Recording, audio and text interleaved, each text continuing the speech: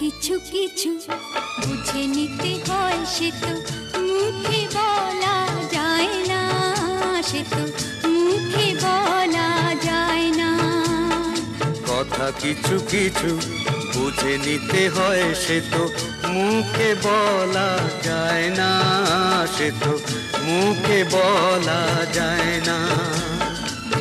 চোখের কথাই মনের কথা, চোখে মনের আয়না। কথা কিছু কিছু বুঝে নিতে হয়, সে তো মুখে বলা যায় না, সে তো মুখে বলা যায় না।